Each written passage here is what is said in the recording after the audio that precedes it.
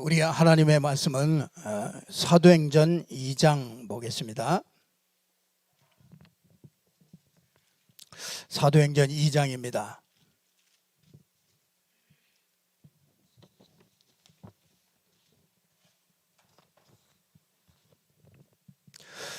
사도행전 2장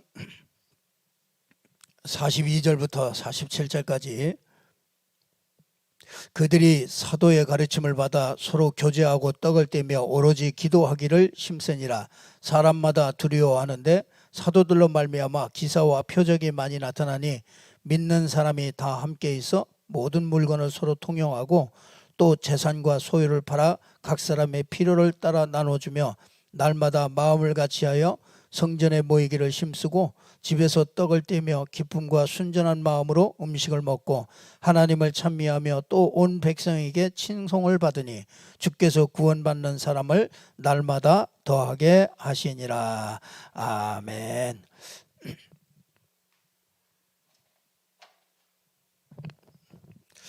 우리 초대교회에 이 평신도들이 큰 응답을 받는 그런 현장입니다. 예수님께서 베드로에게 그런 말씀을 하시죠. 무너져 가지고 물고기 잡으러 간 그 베드로에게 예수님께서 너는 나를 따르라 그렇게 얘기합니다. 무너진 베드로 아주 희망이 없고 이렇게 정말 과거로 돌아가서 물고기 잡던 베드로에게 참 나를 사랑하느냐 그러면서 내 어린 양을 먹이라 그러면서 너는 나를 따르라 이렇게 말씀을 합니다. 그 평신도가 오늘 참 모델적으로 응답을 받는 현장이 이 초대교회 현장인데요. 우리에게도 이런 큰 응답을 준비해 놓고 하나님께서 저와 여러분을 부르시고 인도하시는 줄로 믿습니다. 여기 보면은 평신도가 누가 주님을 따를 수 있느냐?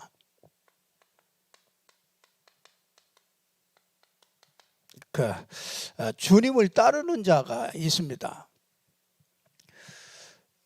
베드로가 주님을 못 따라갔죠. 왜냐하면 참 베드로가요 아주 이 희망이 없고 그런 때 베드로에게 하나님께서 이렇게 찾아오셔요. 찾아오셔서 나를 따르라 그렇게 말씀을 했어요. 여러분 이 나를 따르라는 얘기는 이 말씀을 따라가는 거죠. 우리가 말씀을 따라갑니다. 말씀을 따라가면요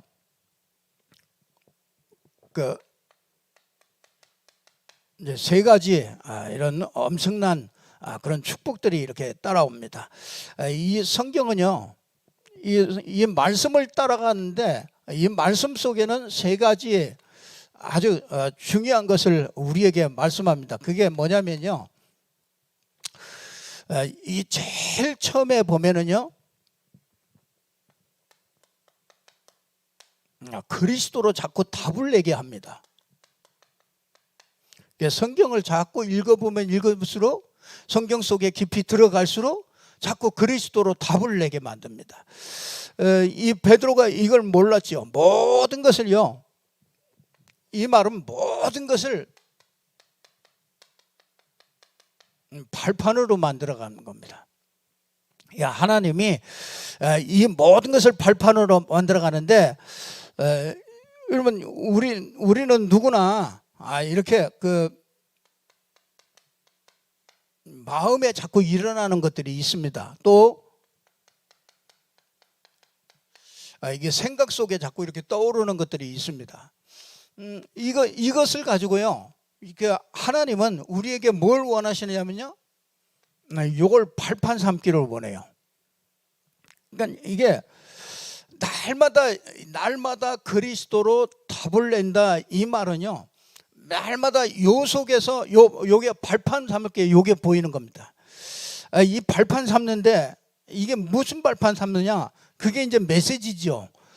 이 마음과 생각 속에 떠오르는 거 또 좋은 것이든 나쁜 것이든 이게 끊임없이 이게 하루 동안에도 이게 끊임없이 오잖아요. 요게 올 때 요게 이렇게 발판을 딱 삼아요. 무슨 발판이냐?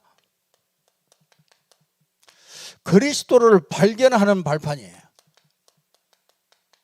이게 참 신앙생활에 이거 모르면은 진짜 신앙생활 저는 참 못한다고 생각하거든요. 여러분 보세요. 그리스도가 매일매일 발견되게, 이게 하나님은 요게 사도행전 1장 1절이죠. 이게 그리스도로 답을 내게 만듭니다. 그리스도로 답을 내려면은 요 모든 마음에 떠오르는 거, 이 생각 속에 들어오는 거, 말, 사건, 모든 것들이 뭐 하느냐면 그리스도를 이렇게 자꾸 발견해 가도록 이렇게 만들어 갑니다. 이게 참 이게 가장 이게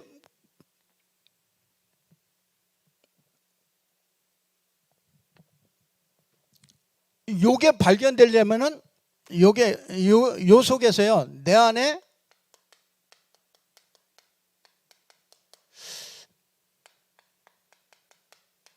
이렇게 감추어진 기준이 있다는 것을 알게 됩니다. 이게 내가 전혀 복음이 아닌 것들이 내 속에 이렇게 있는 것들이 보여집니다. 이게 그 가장 여러분이요 요게 요 내 안에 복음이 아닌 게 이게 발견돼야 되는데, 그렇죠. 우리는 어떤 이런 사건을 만나고 이렇게 어떤 문제를 만나고 어떤 환경 속에 이렇게 들어갑니다. 그런 때 뭐가 보이느냐 이거죠. 이게 뭐가 보이느냐? 진짜 그 속에서 이게 이제 진짜 내가 감추어진 내가 보여지는 거죠. 그래서 숨겨진 내가 보여집니다. 그 내 기준이 전혀 복음이 아니라는 걸 알게 돼요. 예를 들겠습니다. 우리 베드로가 자기는 절대로 부인하지 않겠다 그랬잖아요. 이 베드로는 자기는 절대로 부인하지 않겠다고 그랬는데 3번 부인을 했단 말이에요. 그 이 3번 부인을 하니까 자존심이 팍 상할 거 아닙니까? 내 자존심이 얼마나 상했겠습니까? 그 막 나서기 좋아하는 그 베드로가 이 자존심 상하지, 거기다가 자책감 들지. 그러니까 이제 옛날로 돌아가는 거죠. 다 때려치고서 이제 옛날로 돌아갑니다. 뭘 못 봤어요? 요거 자기 속에 여기에 딱 감춰진 이 기준이 있는 겁니다. 이 기준 가지고 신앙생활 하면은요, 이게 판판이 무너지게 합니다. 하나님이. 그래서 우리가 참 거꾸로 생각을 해요. 내가 막 말씀을 잘 지키고 내가 열심히 하고 결단을 하고 내가 막 잘하면은 그러면 신앙생활 잘하는 줄 알아요. 그렇지 않습니다. 그렇게 하면은요 반드시 무너지도록 그렇게 만들어요. 오히려요 가장 여러분이 하나님은 날마다요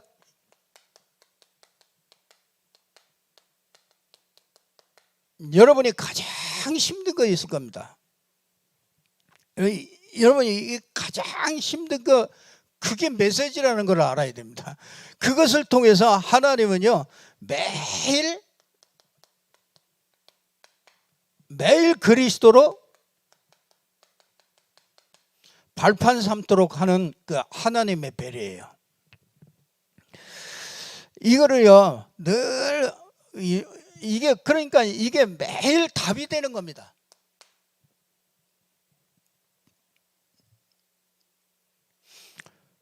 좀 복잡하게 얘기했는데 이거는 우리 신앙생활의 원리입니다. 이거 원리. 하나님은 절대로 여러분 안에 있는 이거 보지 않아요. 여러분이요 내 의를 가지고서 뭘 하는 거예요. 그거 하나님은 그거 별로 중요하게 여기지 않습니다. 그럼 베드로가 넘어졌다, 쓰러졌다, 배반했다, 그거 하나님에게는요 그거 관심 없습니다. 넘어진 거 그게 문제가 아니에요. 자기가 본인만 생각에 내가 넘어지고 막 내가 막 자기 수준의 기준에 이르지 못한 게 그게 자기가 속상한 거지, 하나님이 볼 때는요 아무것도 구부질 않습니다. 근데 왜 하나님께서 베드로에게 찾아오겠습니까? 베드로가 뭘 잘해서 찾아오는 게 절대 아니에요. 우리가 뭘 잘해가지고 주님께서 우리에게 막 성령의 감동을 주고 이런 게 아니란 말이에요. 그리고 우리 속에 뭐가 있어요? 베드로 속에 뭐가 있습니까? 베드로 속에 있는 이 복음, 그것 때문에 하나님은 베드로에게 찾아가는 거예요.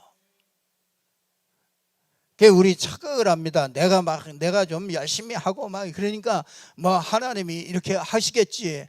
그게 착각입니다. 그 기준이 그게 내 기준이란 말이에요. 그러니까 하나님은 절대적인 그 기준이 누구냐? 그게 복음 하나를 귀중하게 생각하는 거예요. 이게 참 답내기가 참 힘든 거예요. 이 사람은 은근히 말하면서 뭐 하느냐면 다른 게 뭐 강조하는 게 있거든요. 사람 보면요. 그래서 지금 막 예배 갱신 절대로 복종하지 말아라 막 이렇게 막 하시는 분들이 있단 말이에요. 근데 그게 틀린 거 아니죠. 맞는데 그 가장 주장하는 게 그게 뭐냐면요, 우리가 이럴 수는 없다 이거죠.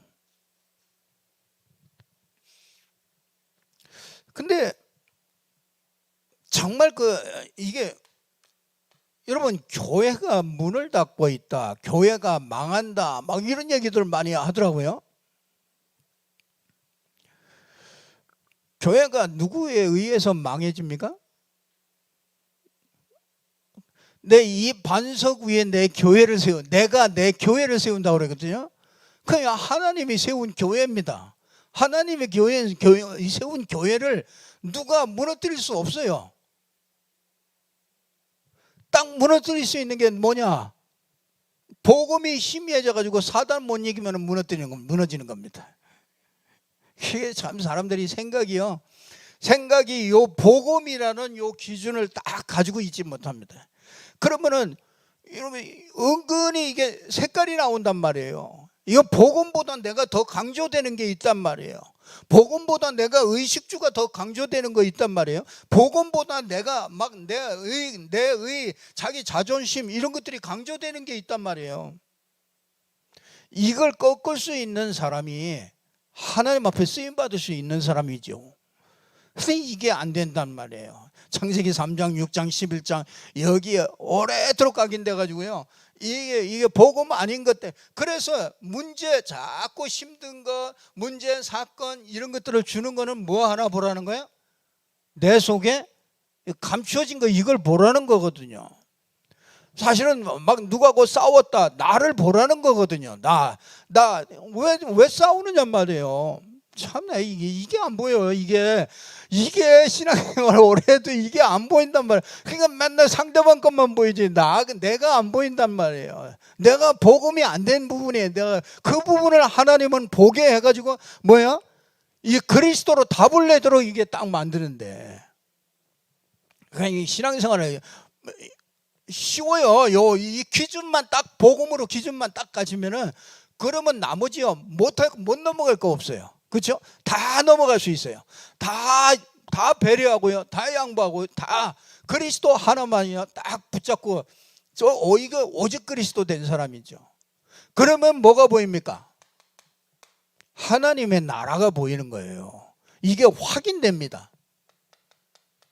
이상하게 하나님 나라가 이렇게 확인되죠. 이상하게 뭐하냐? 자꾸 해방되죠. 진리를 알지니 진리가 너희를 자유케 하리라. 자꾸 어떤 문제든지 관계든지 모든 상황이, 환경이든지 모든 것에서요 자꾸 해방되는 겁니다. 그게 뭐냐? 하나님의 나라가 임하는 거죠. 이 사도행전 1장 1절 3절 8절 여기에서 모든 인생 다 끝을 내는 겁니다. 이게 참 얼마나 감사합니까? 이게 꺼리낌이 없죠. 그러니까 사도행전 1장 8절에 하나님의 나라가 임하니까 뭐냐? 이렇게 자꾸 포럼하고 싶어요. 여러분, 내게 하나님의 나라가 임하잖아요. 내게 뭔가 이게 오잖아요. 그래서 여러분, 이게 참 이 포럼을 자꾸 하는데, 이 하나님 나라에 임해야 이게 내가 포럼이 되죠. 이 포럼이 자꾸 되면서 뭐가 되느냐면 전도 준비가 되어 나가는 겁니다. 증인될 준비가 되어 나가는 거예요. 그게 사도행전 1장 8절입니다. 오직 성령이 너희에게 임하시면 너희가 권능 받고 예루살렘과 온 유대와 사마리아와 땅 끝까지 이르는 내 증인이 되리라. 그래서 사도행전 1장 1절 3절 8절 요거예요. 이게 나를 따르라, 이 말씀을 따라간다. 이 말은요, 이게 자꾸 성령이 오셔서 뭐 하느냐, 말씀 속에 자꾸 들어가면은 이 세 가지로 자꾸 답을 내게 만드는 겁니다. 그러니까 이게 되기 전에는 베드로는 문제만 오면은 넘어지는 거죠. 근데 이게 되어지잖아요. 이게 되어지고 사도행전 1장 1절 3절 8절 이게 지나고 나서는요, 베드로는 그때부터 인생이 달라집니다. 저와 여러분에게 정말 이런 축복을 하나님께서 예배해 놓고 우리를 이렇게 자꾸 만들어가요. 참 감사하죠. 그래서 이걸 보고 뭐라고 그러냐, 진짜 사람이요,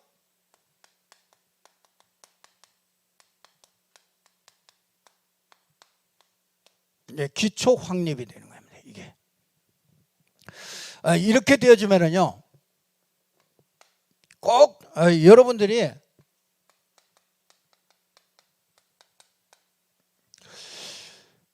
이 다락방 속으로 1인 1다락방,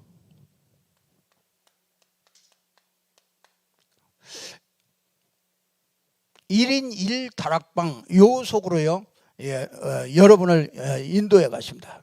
그래서 우리가 꼭 요 기초 확립이 되어지고 이 1인 1다락방 속으로 여러분들이 다락방을 열든지 참여하든지, 여러분이 인생에 이것 때문에 하나님께서 나에게 복음 주시고 이것 때문에 모든 응답을 이 안에다가 담겨놓고서 응답을 준비해 놓고 우리를 부르셨기 때문에 요 응답 속으로, 평신도가 요 응답 속으로 들어가면은요, 그야 신앙생활 제일 잘하는 겁니다.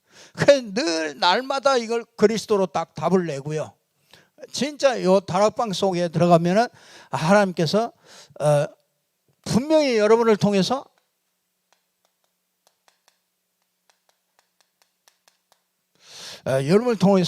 이 복음이 확산되는 이런 일들을 하나님이 축복을 주시죠. 그래서 꼭 여러분들이 우리는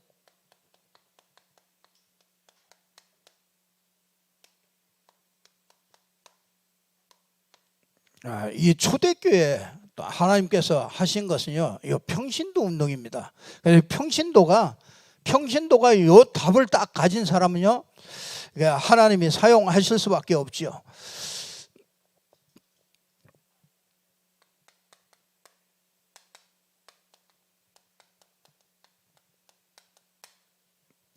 하나님께서 이 공생에, 하나님은 제자들을 이렇게 세웠죠. 제자들을 찾고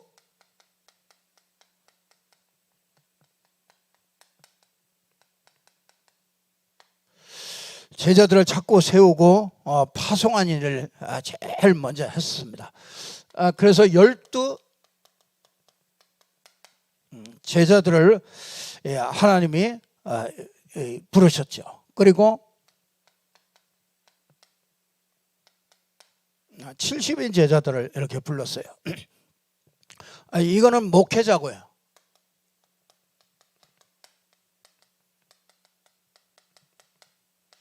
이건 평신도들이죠. 근데 참 희한하죠. 예수님께서 딱 요들을 딱 불러가지고요, 주신 메시지가 똑같습니다. 그리고 훈련도 똑같이 시킵니다.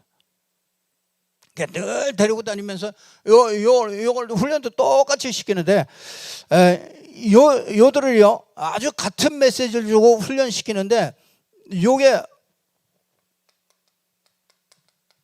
이게 중세교회 때 처음부터 사라져 버렸어요. 그래서 이 신부와 이 평신도들과 완전히 이 갭이 딱 완전히 나누어져 가지고요. 이 평신도들은 거의 성경도 보지 못하도록, 그래서 그냥 신부가 얘기해 주는 거 그것만 이렇게 들을 수 있도록 그렇게 했습니다. 아직도 이 천주교나 이런 데서는 그 성경을 그렇게 깊이 보지 않죠. 왜냐하면 그게 이렇게 그 교회를 통해서 이렇게 해석해 주는 거 그것만 이렇게 알도록 그렇게 만드는 거죠. 그러니까 이 평신도 운동이 싹 사라지는 게가 그게 중세교회 때 이제 전부 다 사라졌죠. 신부 중심으로. 그러면서 이렇게 이제 개신교회가 나왔습니다만은 개신교회가 교권 중심으로 딱 가죠. 그러니까 평신도가 무슨 말씀을 가리키고 뭐 한다 이러면요 다른 데서는 전부 이게 이상하게 생각하는 겁니다. 평신도가 무슨 말씀 운동을 하는 막 사람을 가리키고 그런 것들을 이상하게 생각하는 거죠. 그게 비정상적으로 생각하려 합니다. 그렇지 않습니다. 성경에는요 아주 이 평신도들이 현장에서 굉장한 이게 만인 제사장이에요.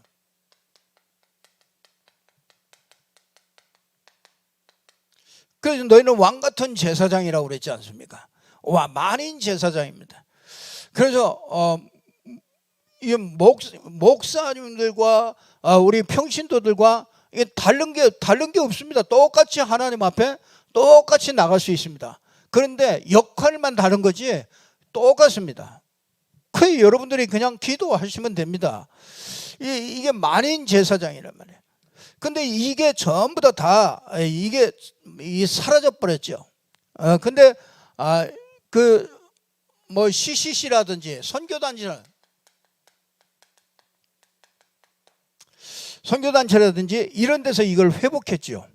그래서 만인 제사장 이런 것들을 회복했는데 이 사람들은 뭐가 단점이냐면 이 교회와 이게 연결이 안 돼요. 그 교회와 이 단절이 돼요. 이게 교회화가 안 되니까 이게 이제 무교회주의가 되는 거죠. 그래서 일본 같은 데는 무교회주의가 먼저 들어갔습니다. 그게 참 무교회주의가 먼저 들어가 가지고 지식인들이 전부 다 그 지식인들 쪽으로 파고 들어갔습니다. 근데 일본이요 그게 얼마 지나고 나서 이게 교회화가 안 되기 때문에 이게 전부 다 무너지는 것을 보게 됩니다. 그래서 일본은 지금 1%도 안 되게 그렇게 되어 있죠. 그게 제일 처음에 그 엘리트층으로 아주 잘 들어갔는데 이게 무교회주의가 들어갑니다.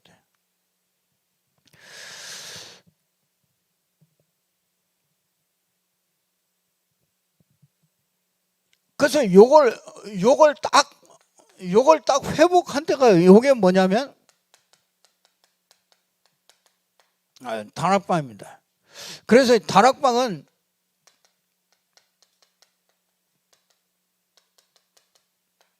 목회자와 평신도 같이 훈련을 전부 다 받았죠. 이게 있을 수 없는 일입니다. 이게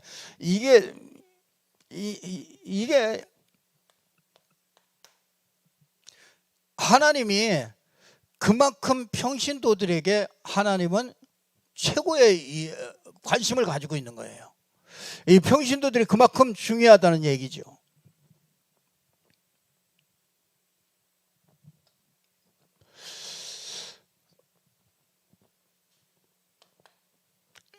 여러분들이 이 평신도 운동에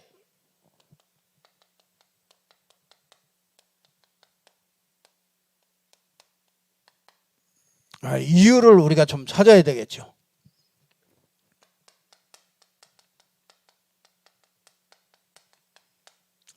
평신도가 정체성을 찾는 겁니다. 여러분들이 진짜 평신도가요 이게 굉장히 여러분 평신도가 별거 아닌 게 아닙니다. 평신도가 얼마나 하나님이 귀중하게 보시고 정말 이 평신도의 역할이 얼마나 중요한 것인지 그거를요 우리에게 자꾸 가르쳐주고 있습니다. 여러분 이렇게 되어질 때요 이 교회가 건강해집니다. 예. 평신도 운동이 일어나야 뭐 하느냐? 여러분에게요 경제 응답을 주어줍니다. 이게 아니면은요 경제 응답을 줄 이유가 별로 없습니다. 그냥 우리 먹고 살고 하는데 뭐 그거 그냥 먹고 사는 거죠. 근데 진짜 경제 응답은요 정말 평신도가 내가 뭐 해야 될 것인가 이게 나올 때 이런 경제 응답이 따라올 수밖에 없는 거죠. 결국은요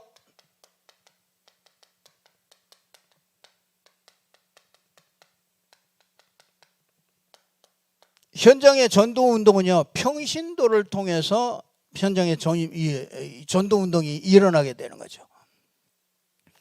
그래서 여러분 삶의 현장, 직장의 현장, 이 학교 현장, 이게 진짜 전문인 현장, 이게 뭐 특수 현장, 이게 여러 현장 속에서 뭐 하느냐? 이 전도운동은요, 요 평신도들을 통해서 전도운동이 일어나는 게 요게 하나님의 절대적인 계획이래요. 그렇기 때문에 이 평신도운동이 아주 중요하고요, 아주 이유가 있는 거죠.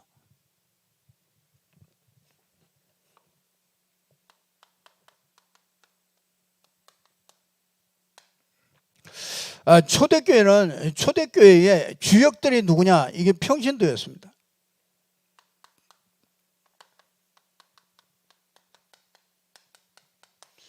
사도행전 1장 13절 14절에 보면 마가다락방에 누가 모였냐? 평신도들이 마가다락방에 모인 겁니다. 그러니까 어마어마한 그 자리에 하나님은 아주 크게 역사하셨죠. 사도행전 11장 19절에서 31절에 보면은 이 안디옥 교회를 누가 세웠냐? 평신도들이 가서 세웠습니다. 그러니까 진짜 이 사도행전에는 이 평신도들이 어마어마한 일들을 했습니다. 여러분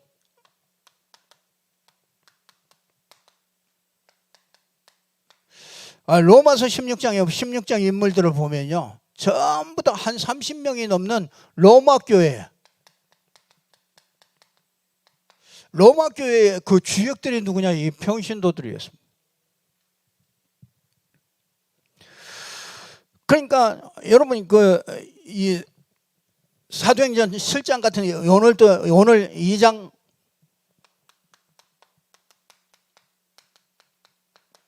43절 45절에 보니까 뭐라고 그럽니까? 2장 43절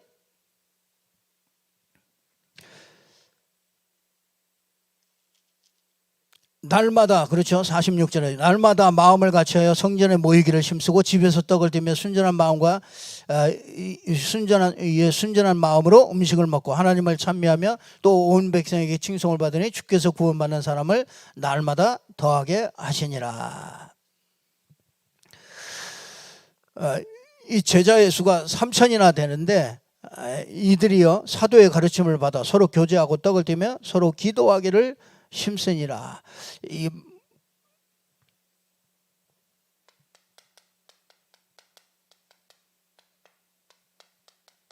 날마다 집에서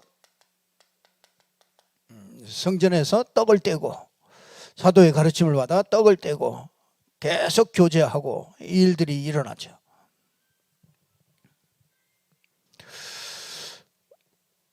여러분 이 사도행전 8장 4절에서 8절에도 보면요 이 사마리아 지역에 제일 먼저 복음 들고 들어간 사람이요 이 빌립입니다.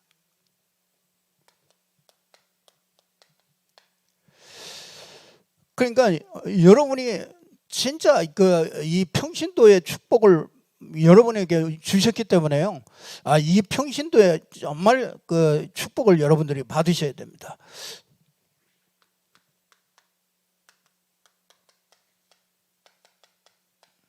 사도행전 9장 10절에 보면 아나니아라는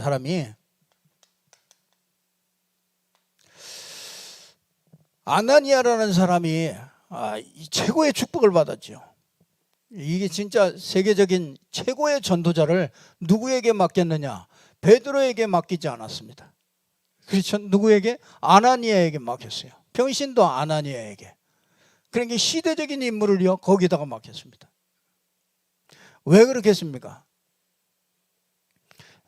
여러분이 이 초대교회 이 다락방에서 일어난 일들이, 이 평신도를 통해서 이 다락방에서 일어난 일들을 하나님은 굉장히 중요하게 보시는 거예요. 그래서 그 정도가 아니죠. 16장 15절에 보니까 마게도니아 지역에, 빌립보 지역에 루디아가 딱 평신도가 딱 준비되죠. 이 최고의 축복의 주역입니다.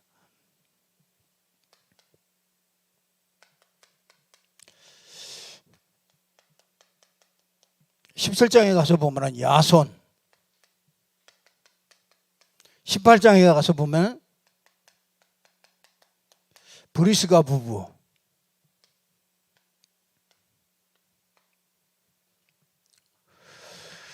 이게 진짜 축복의 사람.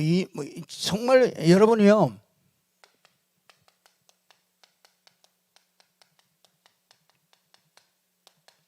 여러분은 현장 선교사입니다.